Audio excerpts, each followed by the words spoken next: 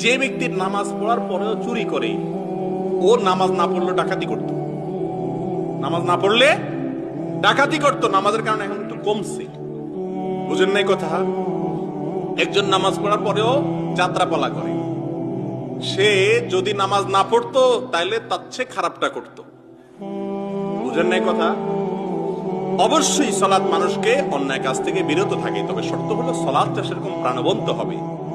আমি একটা কথা বলি, যখন আপনি সালাতে মনোযোগ দিবেন, আল্লাহর সাথে কথা বলবেন, আল্লাহুম্মা, হে আল্লাহ, এভাবে সম্বোধন করে করে বলবেন মনে মনে, আপনি দেখেন নামাজ পড়ার পরে আপনার ভিতরে একটা আত্মিক প্রশান্তি অনুভব হয়। আর যদি মুরগির ঠোকরের মতো উঠবস করে শুধুমাত্র ডিউটি পালন করে বের হয়ে যান, তাহলে ওই সালাদটা আসলে অর্থবহ কোনো সালাদ না। ঔষধে তো রোগ ভালো হয়, কিন্তু ওষুধ যদি বেজাল হয় রোগ ভালো হবে? আল্লাহ তাআলা বোঝার তৌফিক দান করুন।